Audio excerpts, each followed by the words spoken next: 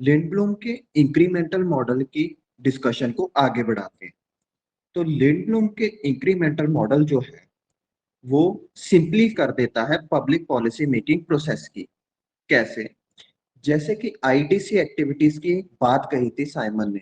Intelligence activity के problem क्या है उसको समझना है, फिर डिजाइन एक्टिविटी उसके सोल्यूशन और ऑल्टरनेटिव्स ढूंढने हैं, उनके प्रोज एंड कॉन्स को देखने हैं एक एक ऑल्टरनेटिव के। उसके बाद चॉइस एक्टिविटी चूज करना है जो बेस्ट ऑल्टरनेटिव है। तो आईडीसी एक्टिविटीज रैशनैलिटी मॉडल में होती है, लेकिन आईडीसी एक्टिविटीज को इसने काफी सिंप्लीफाई कर दिया ये मॉडल ने। क्यों? जैसे कि पॉलिसी कंपैरिजन काफी लिमिटेड होंगे, सिर्फ वही पॉलिसीज हम कंपेयर करेंगे जो एग्जिस्टिंग पॉलिसीज से थोड़ा सा ही डिफरेंट होगी बाय स्मॉल डिग्रीज, इसलिए काम कम हो गया। फिर हम important possible consequences of possible policies भी इग्नोर करेंगे। मतलब कि डिजाइन एक्टिविटी जो इवेल्युएशन या कॉन्सिक्वेंसेस थे ऑल्टरनेटिव्स के, वो भी कम हो गए क्योंकि कुछ ही ऑल्टरनेटिव्स हम देख रहे हैं।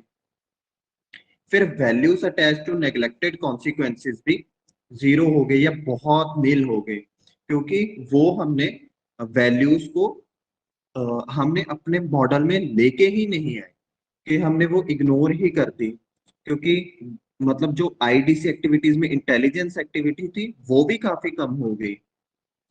ये तीनों एक्टिविटीज क्यों रिड्यूस हुई?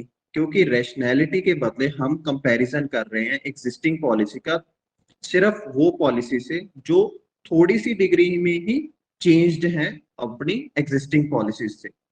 तो हमने काफी सिंप्लीफाई कर दिया है policy making model incremental model के नजरिए से अगर देखें। तो इसके करेक्टरिस्टिक्स क्या है इंक्रीमेंटल डिसीजन मेकिंग के? तो पहला है सक्सेशन ऑफ इंक्रीमेंटल चेंजेस। तो एक के बाद एक सक्सेशन होगी, इंक्रीमेंटल चेंजेस आते रहेंगे रेगुलर इंटरवल पे। जैसे कि नरेगा की कोई पॉलिसी है तो उस पे 30,000 करोड़ खर्च हुए, अगले साल 35,000 इंक्रीमेंटल चेंज आ गया, फिर अगले साल कुछ ट्वीक कर दी थोड़ी सी पॉलिसी। तो सक्सेशन होता रहता है इंक्रीमेंटल चेंजेस का, रेडिकल चेंजेस किसी स्टेज पे नहीं आएंगे। फिर म्यूचुअल एडजस्टमेंट एंड नेगोशिएशन, ये बहुत इंपॉर्टेंट फीचर है। तो इसमें क्या है, एडजस्टमेंट होती है और नेगोशिएशन होती है पॉलिटिकल एक्टर्स के बीच में। तो गुड डिसीजन इंक्रीमेंटल मॉडल के हिसाब से कौन सा है? जिसमें एग्रीमेंट आए या कंसेंसस आए रेदर देन गोल अचीवमेंट। जैसे नरेंद्र मोदी जी के फार्म लॉस थे, हो सकता है वो फार्म प्रॉब्लम सॉल्व करने के लिए अच्छी पॉलिसी हो, गोल अचीवमेंट के लिए ठीक है, लेकिन कंसेंसस नहीं आया उस पे, फार्मर्स ने प्रोटेस्ट किया और अल्टीमेटली जो हमारे फार्मर्स थे उन्होंने बिल वापस करवाया। तो हमारी तो पॉलिसी फेल ही होगी क्योंकि वो इंप्लीमेंट ही नहीं हो पाई।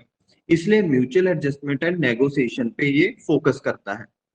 फिर ट्रायल एंड एरर मेथड, कि कोई थ्योरी नहीं है जिससे हम प्रैक्टिस में कोई टेक्निक्स लेके आए। ट्रायल एंड एरर मेथड से हम सीख रहे हैं। हम ट्राई करेंगे, अगर पॉजिटिव चेंजेस आए, उसका रिजल्ट पॉजिटिव आया तो हम उसको कंटिन्यू करेंगे। अगर हमें लगा कि इंक्रीमेंटल चेंज हमारा थोड़ा बुरा है, एग्जिस्टिंग पॉलिसी को नीचे लेके गया है, तो उसको मेंड करेंगे, मतलब उसकी ओर नहीं जाएंगे, वो सोल्यूशन की ओर नहीं जाएंगे। तो ट्रायल एंड एरर मेथड है, ऐसा नहीं कोई रिसर्च करके हम एप्लीकेशन कर रहे हैं। रैशनैलिटी की कोई एप्लीकेशन है ही नहीं। तो यहाँ पे साइमन के मॉडल के थोड़ा नजदीक जाता है ये मॉडल, क्योंकि साइमन ने भी कहा है कि वन बेस्ट वे की जरूरत ही नहीं है, कोई ऐसा तरीका ढूंढो जो वर्क कर जाए किसी सिचुएशन में। तो ये भी इंक्रीमेंटल मॉडल यही कह रहा है कि फेमिलियर पॉलिसीज को ही हम थोड़ा थोड़ा चेंजेस करेंगे और ट्रायल एंड एरर मेथड से सीखेंगे। तो वन बेस्ट वे तो है ही नहीं, तो दोनों मॉडल इस पे एग्री करते हैं। फिर लिंडब्लूम के लिए अपना इंक्रीमेंटल मॉडल ज्यादा सेटिस्फैक्टरी था। क्यों? क्योंकि उसके फीचर्स हैं सिंप्लिसिटी और कंसेंसस। कंसेंसस से स्टेबिलिटी आएगी पॉलिटिकल सिस्टम में, और सिंप्लीफिकेशन कर दी है उससे क्या होगा कि हम सुपर ह्यूमन कॉम्प्रिहेंसिवनेस पे फोकस नहीं कर रहे और जो प्रैक्टिकल है उसी को लेके आ रहे हैं। तो काफी पॉलिसी मेकिंग प्रोसेस सिंपल हो गया, पॉलिसी मेकर्स का काम आसान हो गया और कंसेंसस बेस्ड डिसीजन पे जोर है। तो ये करेक्टरिस्टिक्स है। फर्दर 1979 में एक आर्टिकल स्टिल मॉडलिंग थ्रो आया था लिंडब्लूम का ही। उन्होंने ये साफ किया था कि उनका जो कोर आइडिया है इंक्रीमेंटलिस्ट अप्रोच का वो है कि एक स्किल डेवलप करना ताकि कॉम्प्लेक्स पॉलिसी प्रॉब्लम सॉल्व हो सके। तो वो प्रॉब्लम्स जो कॉम्प्लेक्स हैं उनसे भाग नहीं रहे, बल्कि इंक्रीमेंटल मॉडल आया ही इसलिए है क्योंकि वो प्रॉब्लम सॉल्व करना चाह रहे हैं। तो ऐसा नहीं है कि सिंप्लीफिकेशन कर दी तो कॉम्प्लेक्स प्रॉब्लम सॉल्व नहीं करेगा।